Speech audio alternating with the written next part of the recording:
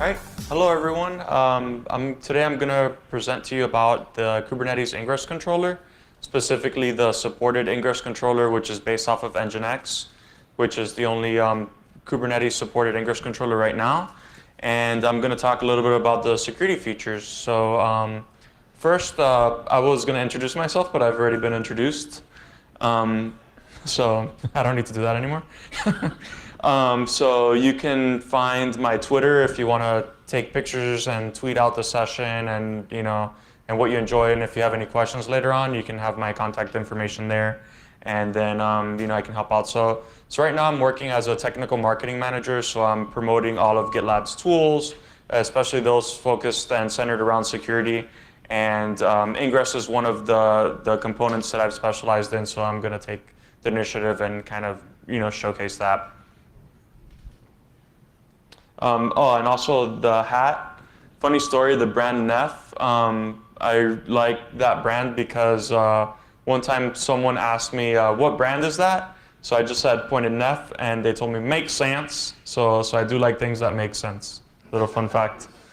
There's a QR code and a link to a GitLab repository that has like little tidbits and YAML files that you can deploy on your own Kubernetes cluster. So I have links there to making a Google Cloud Kubernetes engine cluster and YAML, so that way you can actually deploy this yourself later on. So I also added the slide deck to the presentation. So if you go to LASCON, and so you don't have to like rush and take pictures, but they're on the slide deck's posted as well. So what am I going to go over? So show of hands, how many of you have worked with Kubernetes before? And how many of you have worked with Ingress and deployed an Ingress controller? Okay, so quite a few. So I'm going to go over just kind of like the basics as a little refresher, and then I'm going to talk about different authentication schemes that can be applied, the web application firewall, which is mod security within the Ingress controller, and then just different ways of actually securing the Ingress controller and different rules that you might want to apply to your application. And then I'll go over to some basics that you might want to also secure on the app side before actually even deploying. And troubleshooting as well. So how to troubleshoot an issue within the Ingress controller. So what is Ingress? Pretty much an Ingress means going in, like an entrance to something. So think of the Ingress controller as the front door. So the front door to your applications.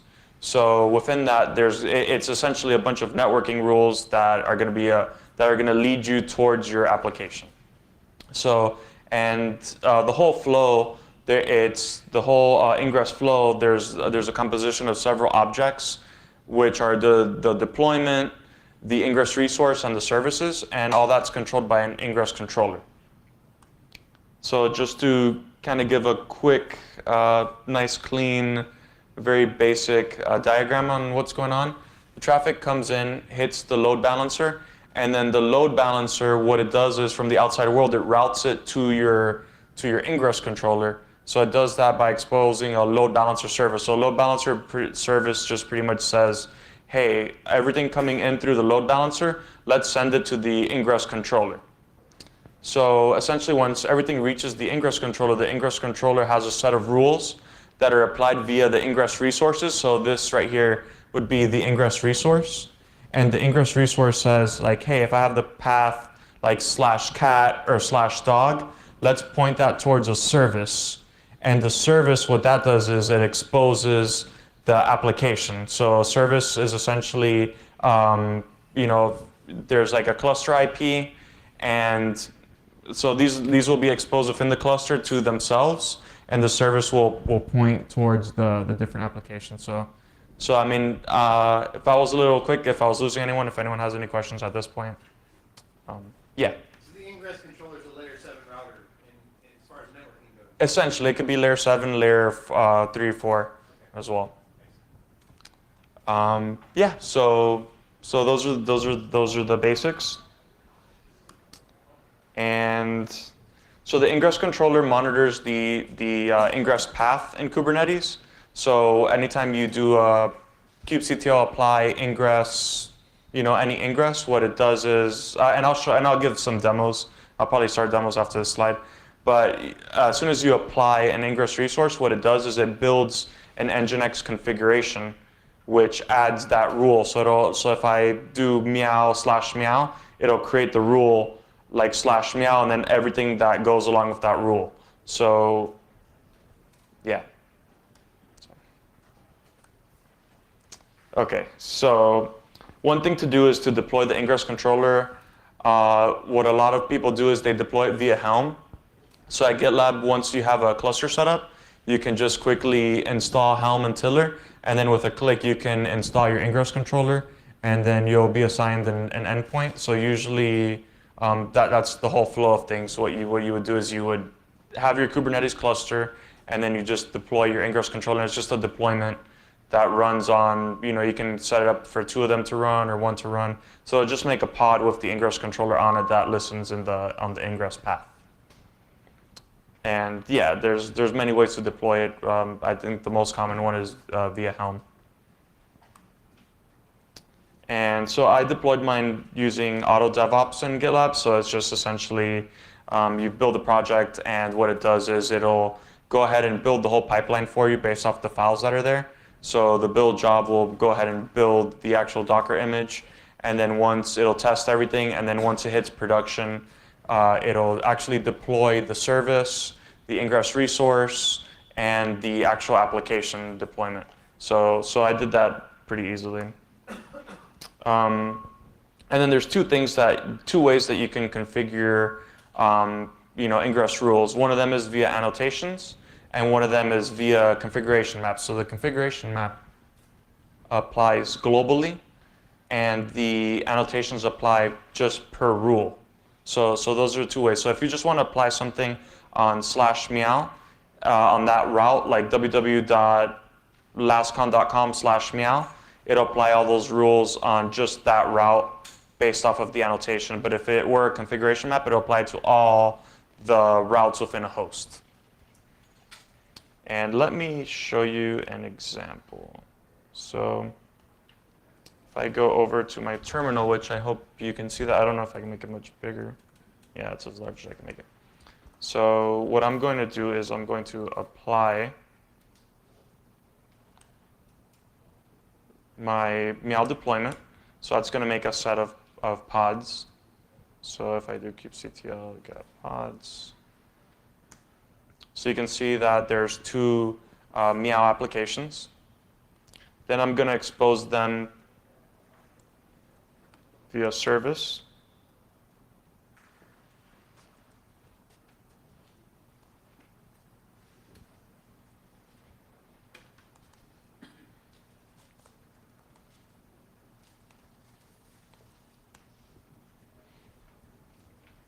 So you can see that it obtained the cluster IP. So within the cluster, if I send a request to this IP, I'll be able to access my meow application.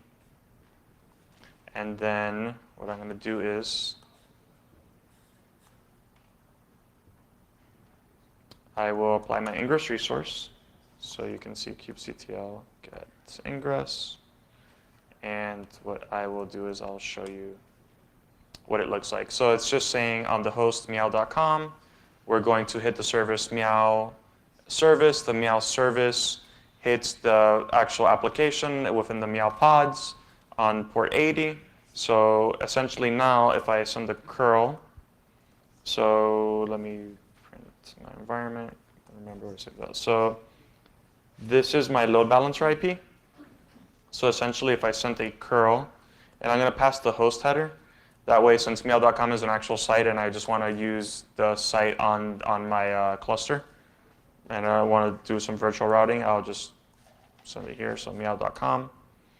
And then I will do my load balancer IP. And then you should see that there is essentially the application. So the application just prints out the request and some information on the request.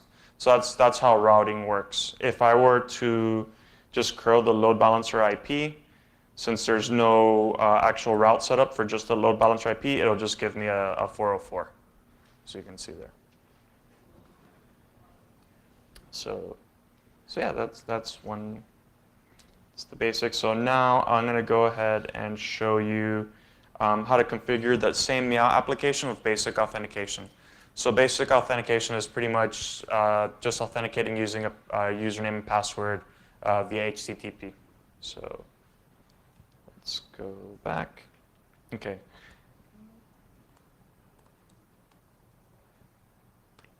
So I am going to apply. Okay, basic authentication.yaml. So let's show you what that looks like.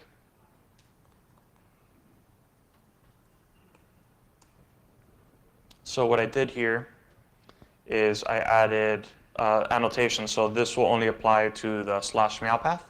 So I added annotations that will tell me what the auth type is, what the auth secret is, and what the auth realm is. So essentially, there's going to be a secret that contains the base64 encoded username and password, and it'll use that secret to go ahead and authenticate against. So let me see, do I have those secrets in there? Okay, I don't have that secret there, so I'm going to go ahead and create it. So let's make. Okay, so now I should have a file named auth, yeah. So what I'm going to do is I'm going to create the secret.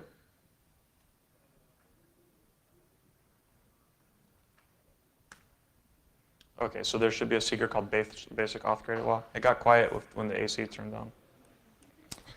Okay, so now if I perform a curl, I should get, oh, I shouldn't get that though.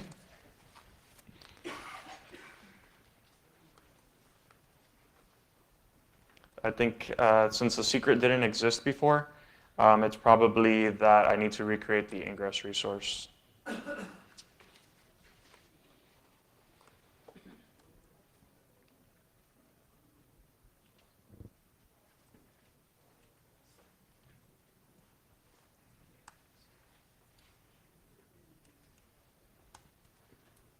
Okay, so that's what I should get.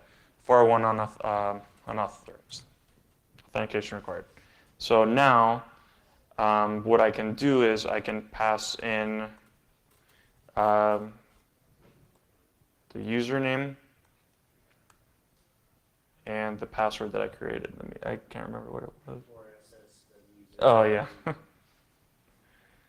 So now once I send that, yeah, I should be authenticated. If I were to send in the wrong password, I'll still get the 401.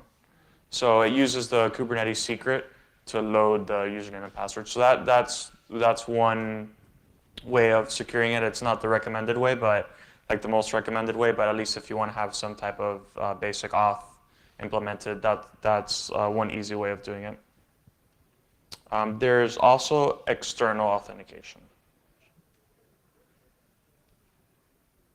So external authentication allows you to use an outside source. So it can be used for basic auth that lives somewhere else. It could be used for OAuth, which the OAuth way, it can be used with any OAuth provider that does the OAuth flow, essentially. So there's lots of ways on configuring that, and I'll write a blog on that soon, since it's not super trivial.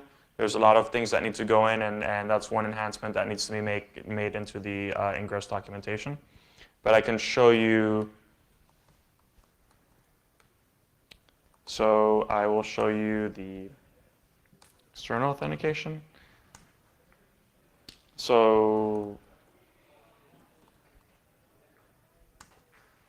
now you can see that what I did is I just added an auth URL, and I just went to, I just added basic auth from HTTP bin, and all that's, it just expects a certain username and password, and then it'll authenticate you that way.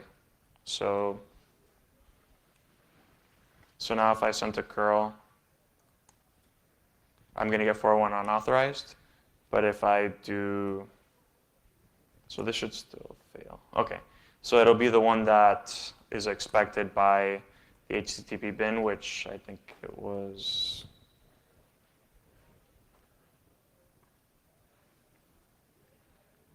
Yeah. So this is just what the API expects. And then there, I have access to my application. So it's just using an external source.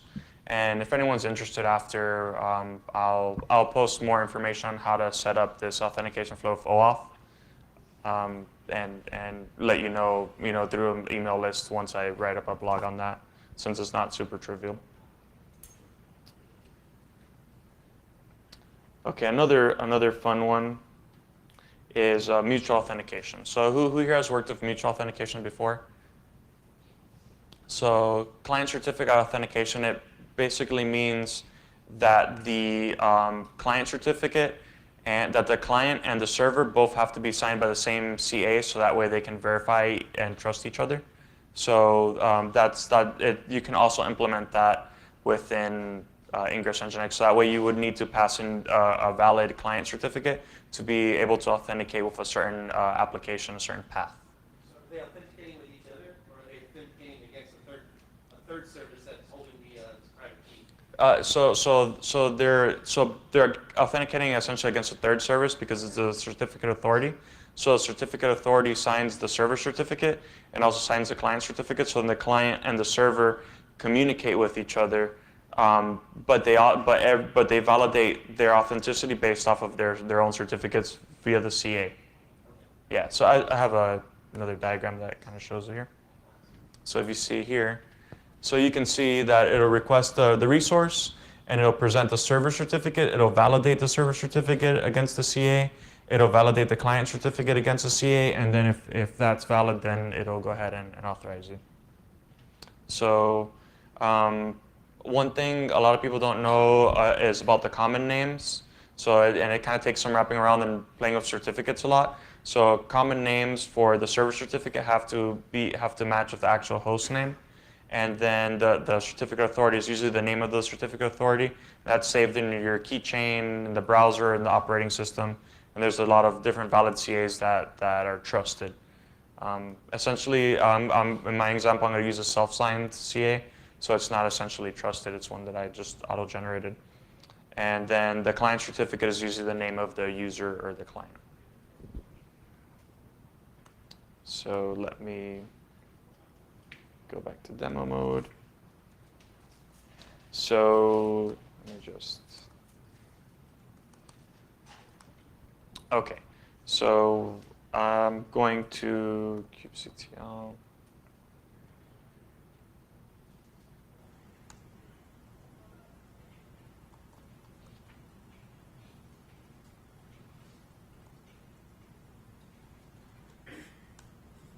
Okay. So in this, you can see I'm using annotations as well. And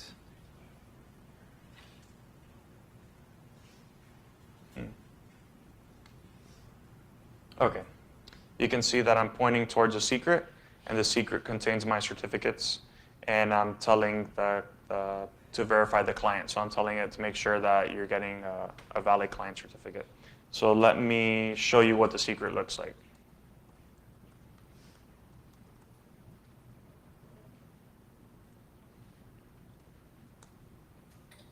So essentially, it is base 64 encoded CA certificate and base 64 encoded server certificate.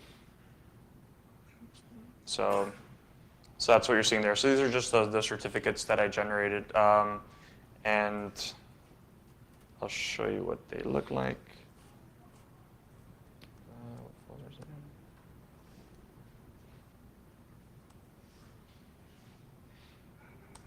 So essentially, it's just a certificate. So now, what I'm going to do is I'm going to. It's easier to copy and paste the command. Sorry if I'm moving back and forth a lot. So what I'm going to do is.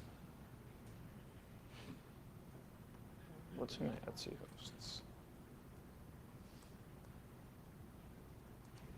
Let's make it, okay, so I added meow.com to my Etsy hosts just to make it simpler. So if I curl meow.com,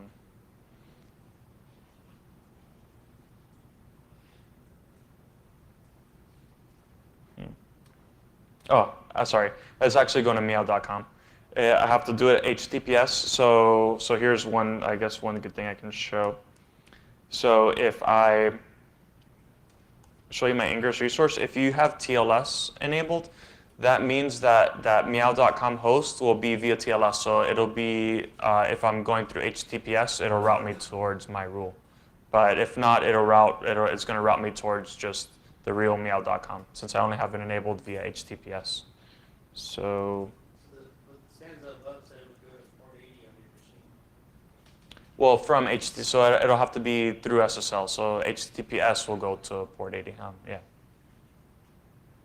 So see, like if I curl mail.com, it wants to send me to like mail.com. But if I curl HTTPS, right, it's gonna tell me, it's gonna curl to my cluster. So that's why it'll say 400 no required SSL certificate was sent, because I have the mutual authentication enabled. So then what I would have to do in this case is --cert, I believe it was.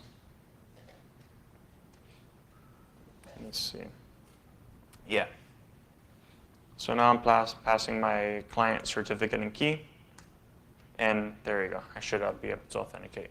So, and in the project, in the repository, there'll be some information on generating the keys. So I have a script there that you can just generate the keys and play with it yourself.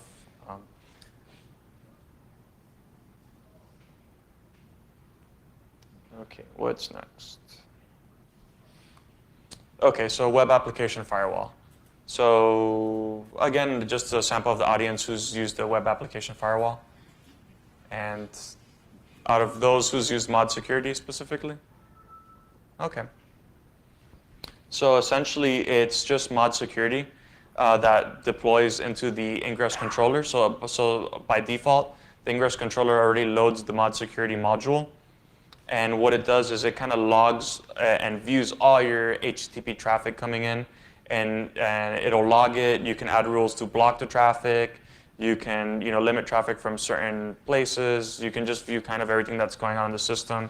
You can add rules to detect scanners, to detect any hackers trying to expose a vulnerability, like a SQL injection or anything like that. And you can choose what type of modes you want. So you can choose if you actually want to block certain things, if you want to just log certain things, and have an in-depth analysis on what's going on into your application specifically. So yeah, and it's used in the Ingress Nginx controller by default. So another part of it is there's the OWASP core rule set. So there are rules that are already provided by OWASP that provide against the OWASP top 10 security vulnerabilities and a lot more different vulnerabilities and attacks that you'd find out there. So I added a whole bunch of lists. I'm not gonna talk about them all, but essentially these are some of the things that you get off the bat with the OWASP core rule set. And there's different paranoia levels that you can set that add a lot more rules and a lot more, they either make them blocking or they log more. So it just depends what you want. And then added a picture of the wasps and OWASP. It has a wasp, but I'm kind of like worried about those animals because every time I go outside my backyard, they just come and bite me in the neck. So I just wanted to, say I get bitten by those things. Yeah, pretty much. So in GitLab, we do provide that as well. We do provide the WAF out of the box configured, and then this is kind of a little roadmap as to what's happening. I think one big problem with the WAF is that it just dumps a bunch of logs to a file in Ingress right now, and there's some challenges around visualizing that data and actually making the logs useful and really examining them. There's different tools out there, but in Ingress Nginx right now, it's not really easy to deploy. So that's one thing that I'm working on to try to make that information easy to visualize and to show statistics on it and different things like that. So, and with that said, I will give a quick little demo on mod security. So essentially every application that I already have mod security running within my cluster. So what I am going to do is I'm just going to send a request with a user agent of a potential scanner. So there's a scanner called Absinthe. I'm not sure if it's still really relevant these days, but what it does is it tries to send SQL injection attacks into your system, and it uses the user agent Absinthe. So there's a bunch of different user agents that'll be applied. Like if like a Nessus scan is run, it'll use a specific user agent. A bunch of different vulnerability, scanning tools. So essentially, what this test will do with mod security is it'll pick up the user agent and it'll log it. So let me just apply the standard cat file, the standard meow ingress. So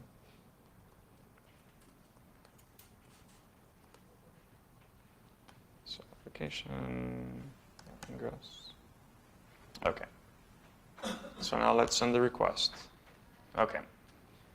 So now I'm going to go ahead and examine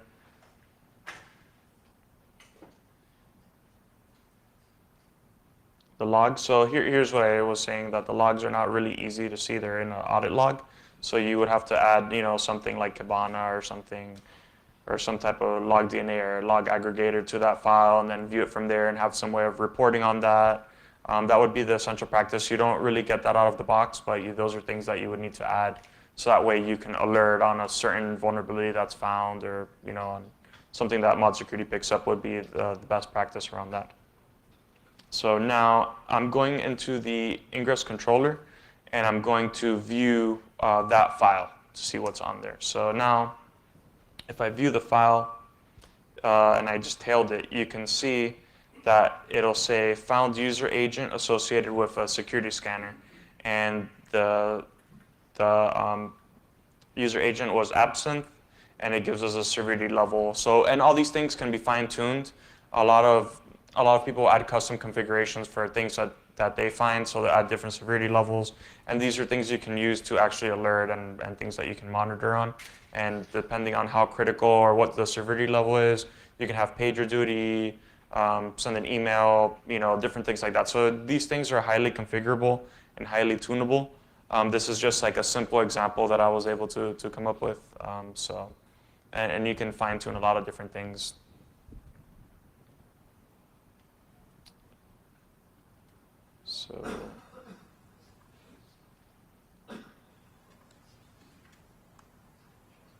So another thing that can be implemented is rate limiting. So the Ingress controller does support different rate limiting configurations per application. So you can limit connections, the rate per second, rate per minute. You can have a whitelist if it's like one of your own internal services accessing it. So this was just kind of like a little basic, this is another way of securing different things, and you can just do it per application or per route. And then there's a lot of different things that should be tuned within the Ingress controller. So it's not just not solely about Nginx directives. Like the things that we've spoken about. There's a lot of different things like the bucket size, redirecting to HTTPS, cores, implementing cores. There's so many different things that you can configure. Pretty much essentially anything that you can configure with Nginx, you can configure within the Ingress controller, since it runs Nginx as its backend. So there's different configurations that should just be applied by default that are not the standard security configurations that will make the system more secure. So that's one thing to look at. And also the kernel parameters.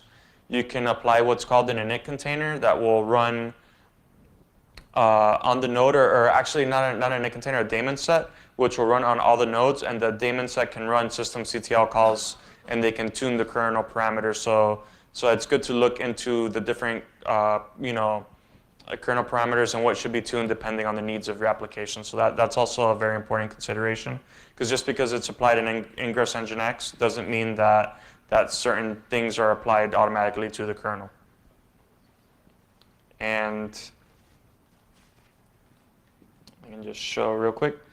there's just a variety of so many different annotations for configuring cookie rules and CORS ages and all kinds of different things. So I would encourage you to kind of go ahead and look at the documentation for Ingress Nginx, just to see what you can tune. And then even aside from that, you can using the server snippets and location snippets, you can tune pretty much anything that you can find within Nginx. So you can add your own custom directives, and it's highly configurable and highly tunable. So continue. Okay, and then what happens if things go wrong? How do I verify what's essentially going wrong? So to do that, what you can do is you can exec. So first of all, let's get pods-n, and so the Ingress. So I have the Ingress controller running on a private namespace that I have, and what I'm going to do is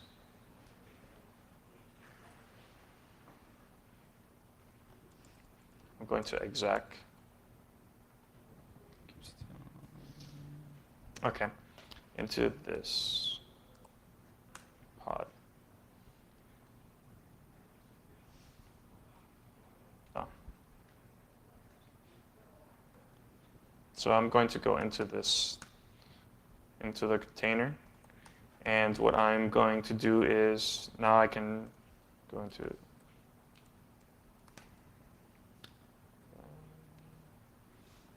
okay. So within the Nginx folder, you have nginx.conf, which is the file. So essentially, every time that you apply any Ingress rule, it just keeps appending different rules and different directives to the nginx.conf. So what you can do to troubleshoot is first see if the nginx.conf was actually updated, and go through it and see what rules exactly are running. So you can see that when I created meow.com, you can see the server name, you can see what port it's listening on, you can see what service it's pointing to, you can see what mod security configuration file it's running on, it's applying. You can pretty much see all the information that you need on that path and how it's being built. So that's a good way of seeing, hey, are my annotations being applied correctly, what's going on, and taking a look at that. So that would essentially, so if I were to make another one called wolf.com, then it would add another server directive with everything in it. So, and then you can go ahead and go through all these different directives, and you can kind of search through Nginx what they're for and what exactly they're doing, and make sure that everything's been applied right. So that's one way of looking. And then at the same time, you can actually also do kubectl logs, and then you can see all the logs that are going out. So usually you probably grep out things that are relevant, and you can see what's going on, and every single request is logged, every single error involving secrets and different different components are logged. So for example, the first time where we had the error where the basic auth wasn't working and it gave me a 503, if I would have looked at the logs right after that, you can see that the reason that the 503 had occurred was because it had issues reading the secret, so it didn't actually apply the service. So it didn't actually apply the Ingress rule because the secret didn't exist, so it didn't have anything to actually generate the basic authentication. And then verify that your deployments are running, verify that your backends are actually running, so you can actually SSH into the Ingress controller. So you can do kubectl get svc, and then you can see that the cluster IP is this, and then what I can do is I can exec into the Ingress controller, and then I can see if, I don't know if curl's installed, but I can see if it's actually reaching it via my cluster IP. So then you can see that, hey, so Ingress Nginx is actually able to communicate with my application there must be something else wrong why I can't communicate through the outside. So then you check your actual load balancer, and you check the nodes and check the health of the nodes and different things.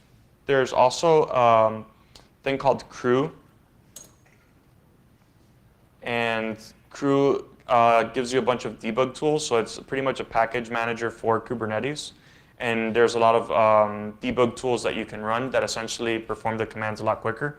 So you can install the Ingress Nginx crew plugin, and then all you would do is run Ingress Nginx, lint, and it'll go through all your deployments, all your services, everything, and it will go ahead and give you statistics of the health of all those items.